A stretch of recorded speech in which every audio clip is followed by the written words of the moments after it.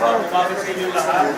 Kami ngayon, nakasama ko ang the Silent Majority movement upang mag-file ng kaso plunder, draft at conversation laban kay Vice President Sara Duterte. Sa lamesa na lang.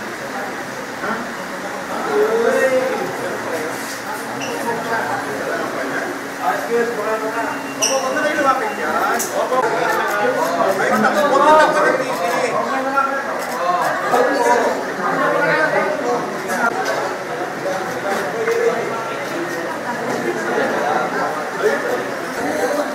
So, we will ask you, we will send this up para you can have your pictures and your videos so that the complainants can come here.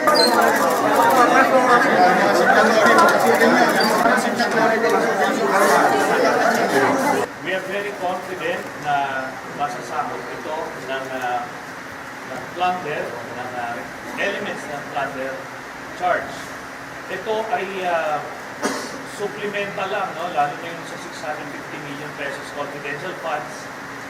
Supplemental doon sa na-file na ng mga civil society organizations noong December.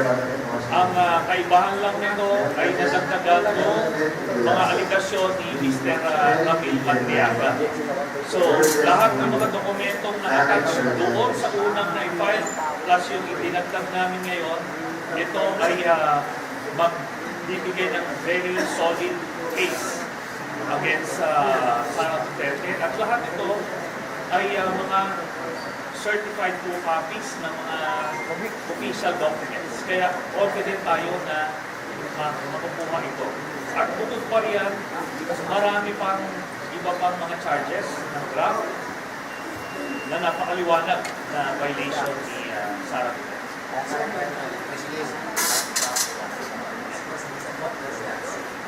So dito ka natin makikita kasi ito nung lumabas yung Quadcom hearings, hindi nabigyan ng emphasis sa sobrang dami ng mga anomalya, hindi nabigyan ng emphasis.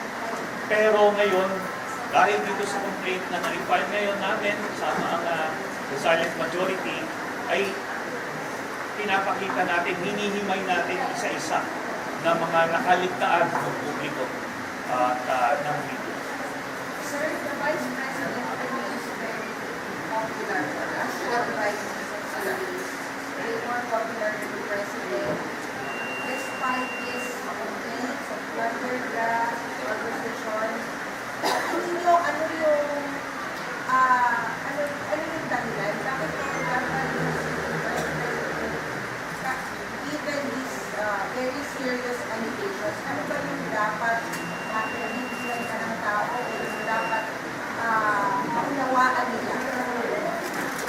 Ang primary reason kung bakit popular pa rin siya ay dahil hindi kilalang lubusan ng mga Pilipino yung tunay na pagkatao ni Sara Duterte. Dahil talagang binabaha nila ng fake news at mga trolls nila yung social media na naging pangunahing source ng impormasyon ng mga kababayan natin.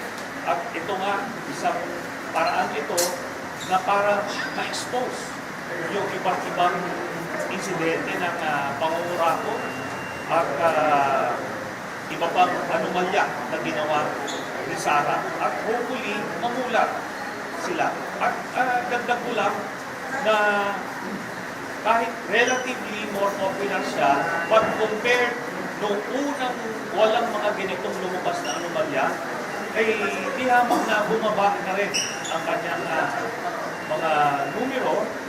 Ibig sabihin nun, talagang maraming namumulat. At papatuloy namin yung pagmumulat sa mga kababayan natin. Hindi ito biro na aligasyon lang. Pag nag-file ka ng complaint, ibig sabihin nun, solid yung mga ebidensya binibigay mo. Hindi lang itong gagawa ka ng isang video sa social media, mag-akusa, kagaya ng ginagawa nila sa amin. Ito, kaso talaga. At sana, marami nang mamulat. Nagkakaroon na ng pag-isip. Nagkakaroon ako ng pag-isip para kaliwat ka na yung pag-isip ng mga kaso sa different government officials. So bakit po sa tingin ko kailangan na mapanagot yung mga government official na katulad ni Vice President Sara Duterte dito po sa mga alleged anomalies na yung sa Department of Unang-una, hindi tayo naniniwala na meron ng fatigue yung taong bayan sa mga kasong pinafile. In fact, mas gusto nila na meron mga nagpa-file ng kaso para na i-expose yung mga tiwali na opisyal. At para lang ma-highlight natin ito kung gaano kabigat yung kaso na ipinail namin ngayon, kung ikukumpara natin yan dun sa ipinail na kaso at nakapagpakulong kay former Senator Bong Revilla, 90 million pesos na flood control project ang basihan nun. Pero bago lang yun na i-file. Pero ito, last year pa ito lumabas at yung mga aligasyon mo yung iba nga 2016 pa. Pero hindi tinututukan. Bilyon-bilyon ito. Bilyon-bilyon na pagnanakaw. At doon nga, dito sa pamamagitan nito, kaya nananawagan din tayo kay Ombudsman na Boying Dimulla na bigyan ng atensyon. Itong mga kasong ipinail na ito, mas malaki dihama na pagnanakaw itong ginawa.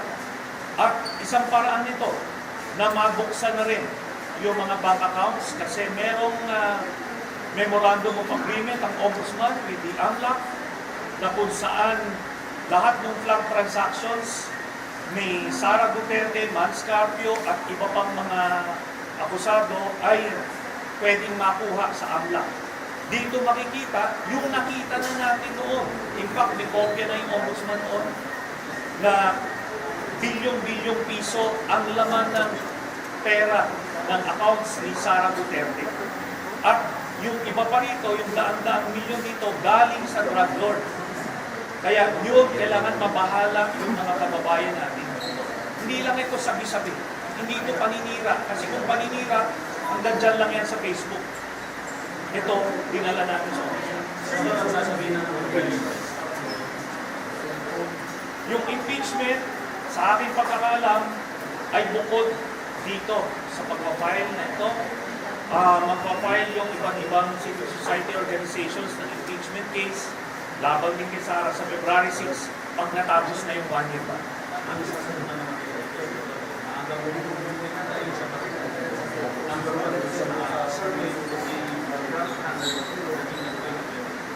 Ganyan na rin po yung sinabi nila nung iniimbestigahan namin si Vice President Binay.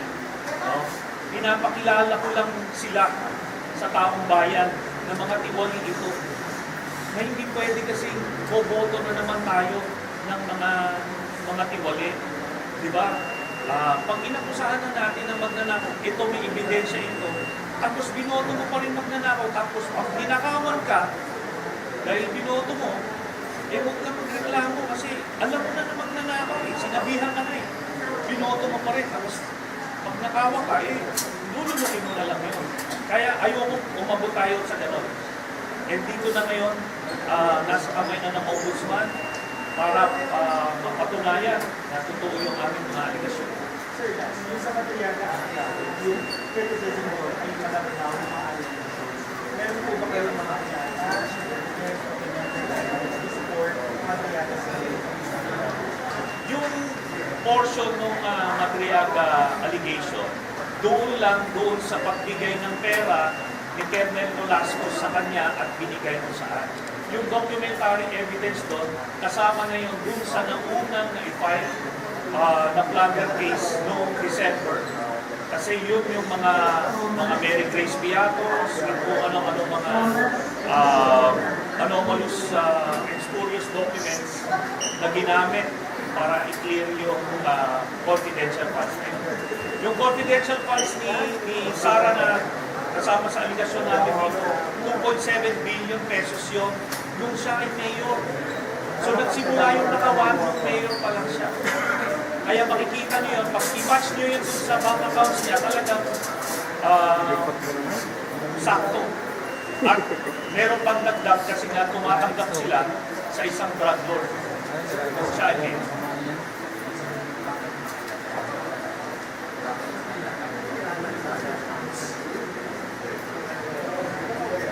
napakahalaga na mapanagot itong si Sara Duterte kasi bukod sa mas nauna na itong mga aligasyon na to, last year pa to sa 4, hindi pa umuusad. Itong kay Senator Bong Revilla, linggo lang ang binilang, 90 million ang halaga. So, dito, out of fairness, and more importantly, yung accountability. No? Kasi siya yung Vice President. Siya yung Vice President ng ating bansa. Kailangan malaman ng mga kababayan natin na ano siya, na isa siyang kurakon na public official.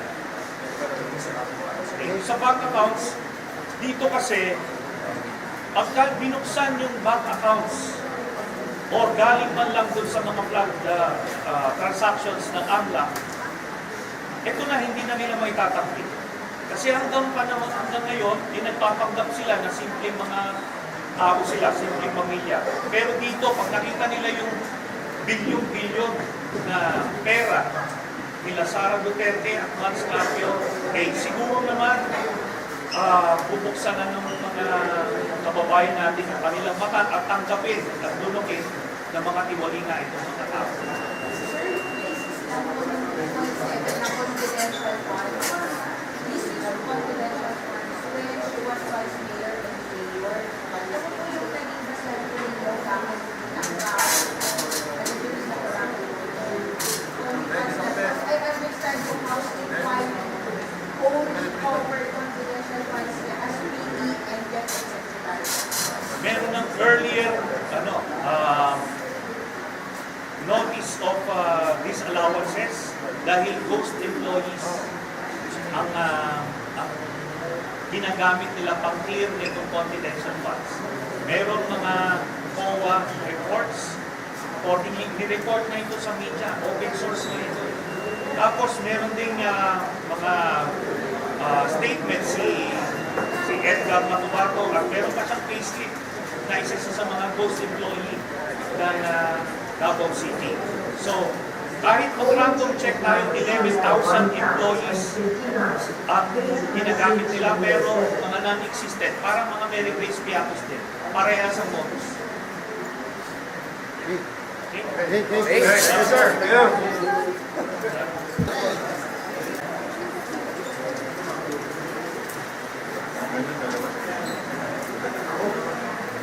Later naman, later.